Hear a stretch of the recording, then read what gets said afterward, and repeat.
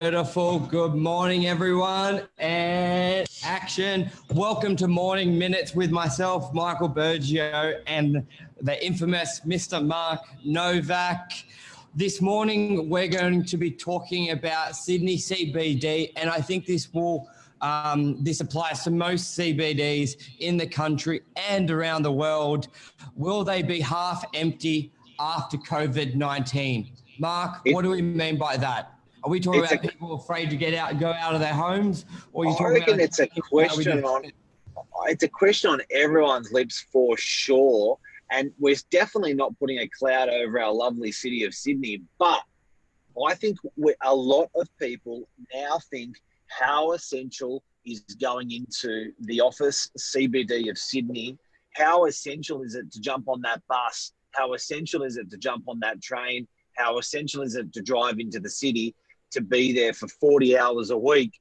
I think that I just know the world's changed, but I don't know post-COVID-19 how that's going to affect city rates, city occupancy, city during the day, business hours, Monday to Friday. Yeah, I think the way we do business is still probably, with the technology we have, still 5, 10, 15 years behind the progression where we could be. For example, like you touched on it last night with Tom Panos on Monday night. Think about how business was done, even with executives for meetings. Like, how long has Zoom been around and face-to-face? But executives, if they go to Melbourne, still leave their office, travel 40 minutes to the airport, wait in lines, wait a couple of hours, then a flight, then have a meeting, probably fly business class. Then they stay at a fancy hotel. They have their 20-minute meeting face-to-face, and then they go back to another fancy hotel, and then they fly back. Thousands of dollars spent on the business expense account for a meeting, which they'll probably sit back and go, we could have done that like how we're doing it now. I think there's a lot of things done that way where it was just because it's always been done that way. You go down there and it hasn't really adopted the power or the techniques we have and the uses we have for technology. I think this could be a pretty big wake-up call to going, well, why don't we do it this way moving forward? If I had an essential service and I was in the CBD, you really just blew up that business in the CBD, even if you are an essential service, because you've got so many people congregating in the one building. If you get one person infected in a business of 6,000 and you're all operating from the same premises, you're going to be in a little bit of trouble. And I now think what's going to happen is essential services that had one central office in the CBD. If I had a bet, I would be saying put 1,000 employees in Parramatta, put 1,000 employees in Chatswood, put 1,000 employees in the Northern Beaches. Just giving us a plug. Put 1,000 employees out in different satellites of Sydney. If one office ever went down in any capacity, whether it's weather, whether it's disease, whether it's cyber, they've got another 5 tentacles still working in their business. COVID-19 has changed this world for CBD, I reckon. Yeah, lots of viewers on morning. Tina, Stacey, welcome, or Stacey, Tina. Brendan, thanks for jumping on. Andrew Cole, as normal, thank you very much. Tony Shamimo, how are you, sir? I'd love to know your feedback, guys. Whoever's watching, give us your prediction, because it'll be interesting to look at this a year or two later. Give us your prediction of what you think the CBD is going to be looking like in the next 12 months after COVID-19. The landscape of the CBD. Now, I certainly don't want to, like I said, put a cloud on it or poison it, but or be negative. Like, it may be better. It may be thicker, faster, stronger, better, more thriving than ever. I'd be interested in all of the viewers' comments. But yes. definitely, Michael, when you run that magnifying glass that I always talk about, that essential magnifying glass over CBD offices, it's very compelling. Yeah, and I think potentially maybe what stopped the people using video conference more is I think there was probably a stigma that it's not as personal. You don't care as much. I think that was probably a stigma attached with doing a video conference like this. Lazy. Yeah, That's rather right. than Yes. flying down. So, Anmal, COVID is forcing out efficiencies in a lot of businesses. Necessity is the mother of invention. Up until Yeah, now, well people said. didn't have the need to do things differently. That's exactly right. It was that we had these technologies that would create huge efficiencies in business, but it just wasn't done that way. You didn't do it face to face. May have been, I don't think face to face was overrated, but I think it was used as a big excuse not to evolve and be more efficient. That way, I think That's a really big call. I think that's almost at the heart of the solution and the problem as well. But I think that's a really good call. If that was one of the viewers just suggested, because you know I was the first to get off your ass and get in there and get it done. Whereas you know there is a way to get off your ass and get it done even faster in the digital world now. You know what I mean? Like I'll give you an idea. I was talking with Lisa this morning, and she said, she did an appraisal and she didn't present our services face to face, but she's just going through so much volume of appraisals at the moment. She said, clients love it and clients are accepting of it, and she's getting quality of information to the client faster. Yeah. So, and the people are making a decision easier and faster. So I was like, shit, that's really just tipped on the head what I've learned the last 25 years in real estate, because it was always get opposite, get opposite, get opposite. Yeah. Now, again, I've got to be careful in not suggesting that FaceTime to FaceTime or Zoom to Zoom is better than face to face. Okay, I accept it's not, but if it means that you can get the information twice as fast to the client, maybe it is. Yeah, and I think it's going to be that balance. I believe my opinion is we're probably too heavy away from there's going to be a spectrum where it's like using it not enough, using it too much to replace necessity, like where you should be face to face, you're using it. I think we were too heavy on the not using it. And then due to this, it made us use it for everything. And I think there's going to be a happy balance between it. But going off what you said, where offices may look to split, instead of having 6,000 people in one location, multiple locations, and being a lot more, I think there's going to be a balance of that as well, where it's normally you think, oh, everyone under one roof, I can watch it, compared to having separate locations, because obviously there's that argument, separate locations, multiple leases, multiple overheads, like it does create those different sort of issues or topics to discuss, but then it secures you may have cheaper blends. I think it's a good topic that needs to be addressed, and I think businesses will look to structure that way as well. But like even like where Sydney CBD, Mark, if it does change, it just means businesses have to pivot and it'll open up more opportunities. We're not saying it's going to plummet and drop by half in value and things like that. It may just change. It may just change as well. And maybe I think, the Sydney CBD may be a place for people to live more than work, or at the moment it's a place to work more than live. Either way, it's a thriving burb, whatever you do with it. Yeah, and I think it's just going to be very exciting once everyone uses the analogy or the metaphor, the bridge. Once we're over that bridge, to see how we will come out of it. You've said many times we'll be a better race in 2021, and I think we'll be a more efficient race as well.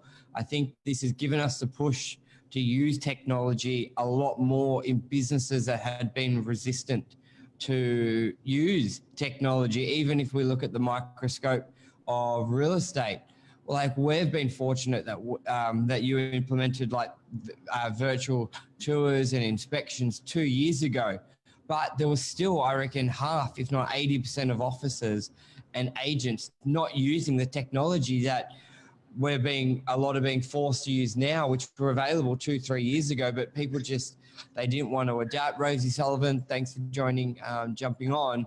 Hey, Rosie. And I think we're going to be a lot more efficient, just like you used the analogy of Lisa and many agents in the office doing appraisals, like the walkthrough digitally and getting on Zoom straight away, sitting in the media station we have here, getting face-to-face. What would normally take a day or two, we're doing in minutes, hours. That's incredible. And look, I struggle with, when it comes to that, I struggle with laziness versus efficiency.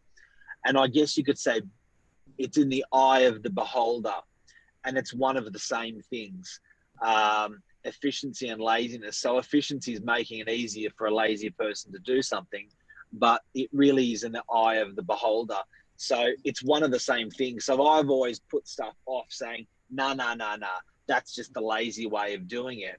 Whereas I'm actually saying, no, don't be efficient. So it's a really fine line. And I guess, there's that saying, beauty is in the eye of the beholder. I think efficiency and laziness is in the eye of the beholder. You do it, you do your Zoom conference or you do your work from home, but are you being lazy or are you efficiency? Well, it's just up to you. It's not actually the process, it's you.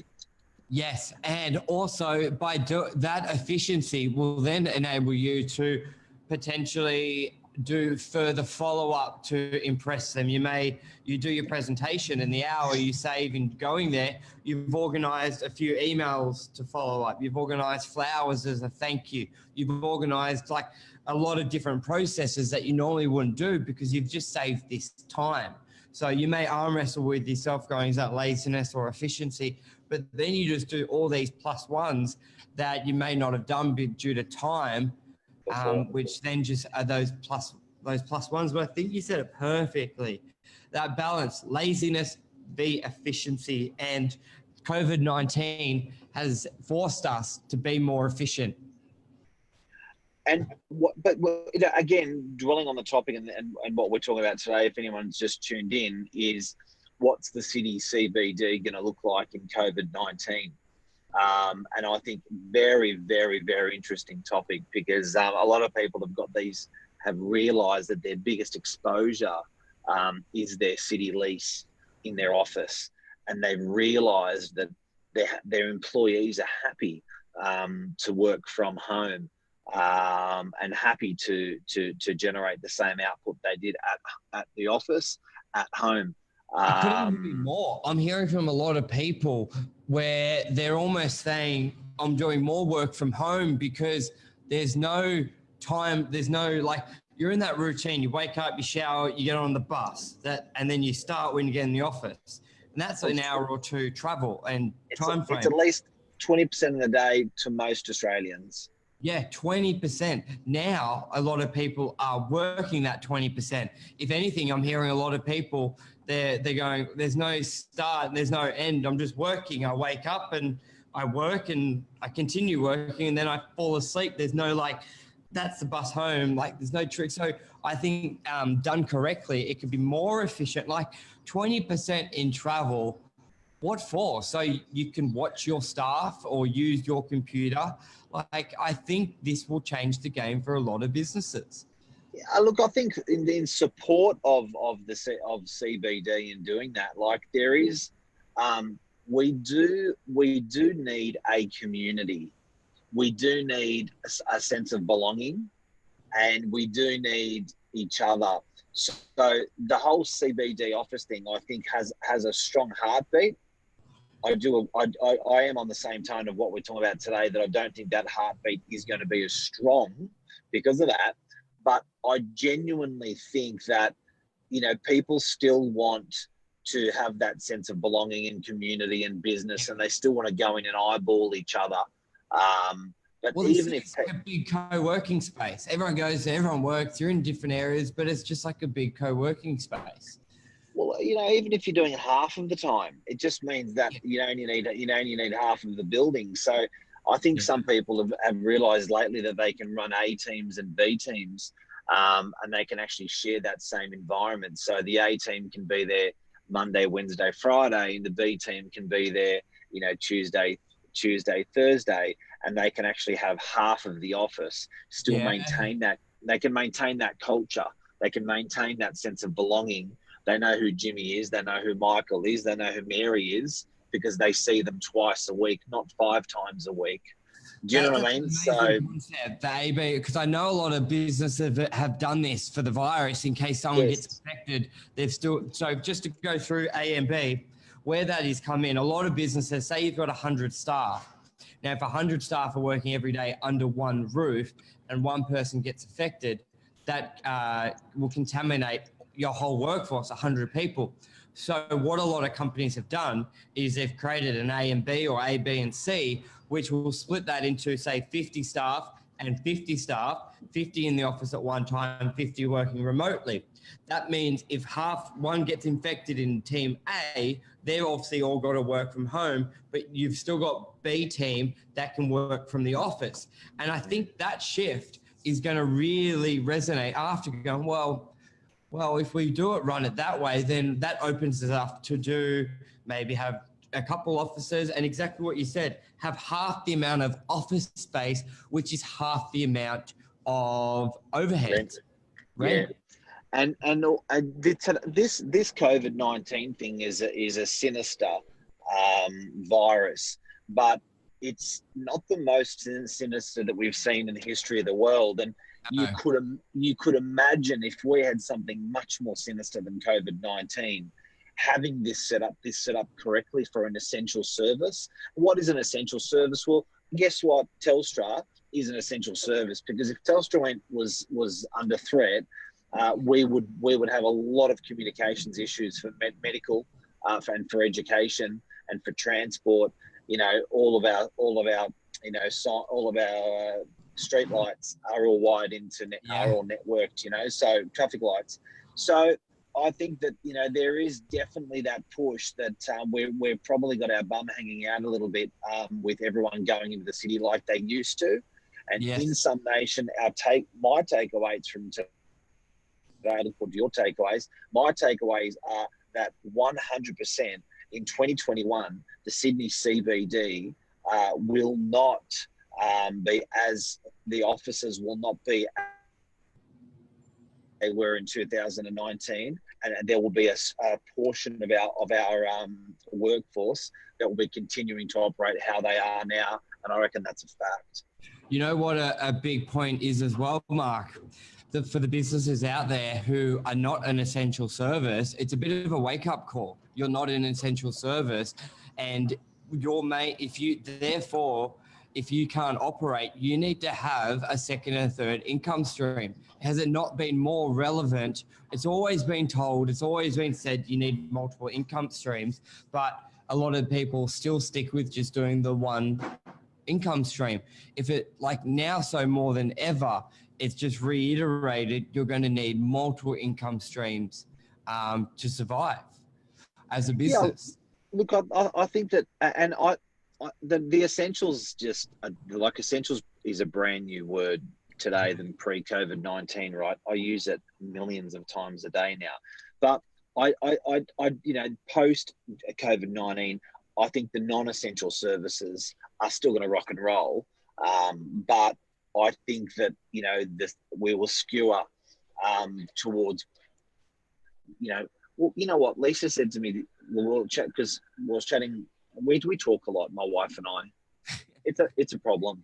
Yeah. It's the problem. Too We much do talk a lot. It's just way too much communication. But a great thing that she was saying that I loved was the old-fashioned businesses are doing well, and that really resonated with me. And I was like, "What do you mean?" She said, "Well, anyone who's doing really, really well is like a 1980 business." Mm. Like, what do you mean? She said, "Well, 1980, like the same insurance company, NRMA, the same, the corner store, milk and bread, the stores, all those old-fashioned businesses, they're the ones that have survived and thrived." Yeah. service stations, all that old, those The old Woolies, businesses. yeah. It's the Woolies, the groceries, the hairdressers. Well, they were always around. The barbers, well, they were always around, and they're still open. It's an archaic, barbaric, old-fashioned concept, but it's bloody true. Yeah. So I think whatever the CBD looked like maybe in 1990, maybe that's what it's going to look like again. Not look. Use of technology has also helped connect family around the world. Our kids get together with our cousins who are in different parts of the world on an app called House Party, okay? And play trivia draw games. Interesting. We'll have to have a look at that.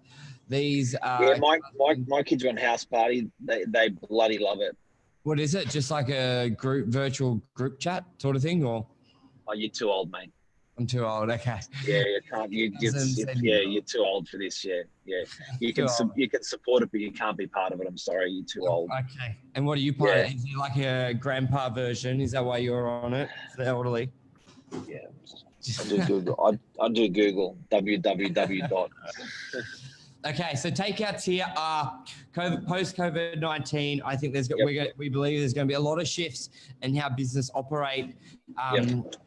Potentially being a bit more diverse with locations, A and B team, embracing technology. We've all had it. We all say it's good, but have we really embraced it?